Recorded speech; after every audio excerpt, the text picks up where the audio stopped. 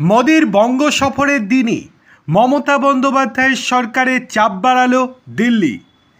বছর ঘুরলেই রাজ্যের বিধানসভা নির্বাচন, তার আগে ভোটার তালিকায় কারচুপির অভিযোগে সরব শাসক বিরোধী দুই পক্ষই।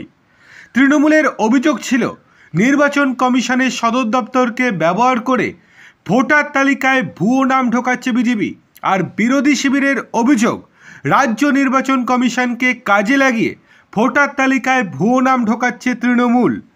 এমন আবহে রাজ্য নির্বাচন কমিশনের অধীনে ব্লক লেভেল অফিসার বা বিএলও নিয়োগ সঠিকভাবে হয়েছে কিনা তা জানতে চাইল জাতীয় নির্বাচন কমিশন। সিও অফিসে এই মর্মে দিল্লি নির্বাচন কমিশন থেকে চিঠি এসেছে। সূত্রের খবর, বিএলও হিসেবে কাদের নিয়োগ করা হয়েছে, নিয়ম মেনে হয়েছে কিনা, পার্টি ক্যাডার আছে কিনা, এই ব্যাপারে দিল্লির তরফে রাজ্যের কাছ থেকে ক্ল্যারিফিকেশন চাওয়া হয়েছে। কমিশন সূত্রের খবর, সারা বছর ভোটার লিস্টের সংযোজন বিয়োজনের কাজ করেন এই বিএলওরা।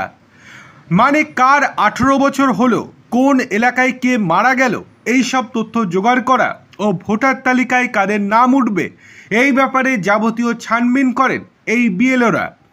কমিশন সূত্রের খবর, গভর্নমেন্ট কর্মী বা সেমি গভর্নমেন্ট কর্মীদের কাজে লাগানো যায় এই কাজে।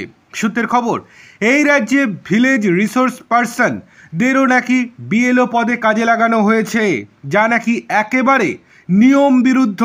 এই ব্যাপারে দিল্লিতেও লিখিত অভিযোগ গিয়েছে বলে খবর। তারপরেও বিএলওদের নিয়োগের বিষয়ে রাজ্য নির্বাচন কমিশনের অধীনস্থ প্রতিটি জেলার ডিস্ট্রিক্ট ইলেকশন অফিসার বা ডিইওদের কাছ থেকে এর ক্ল্যারিফিকেশন চাওয়া হয়েছে।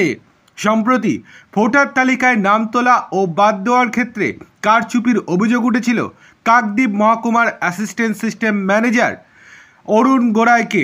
অভিযোগ, অবৈধভাবে লগিং আইডি হ্যাক করে ভোটার তালিকায় কারচুপি করেছেন ওই আধিকারিক। এরপরেই তাকে সাসপেন্ড করেছে নির্বাচন কমিশন।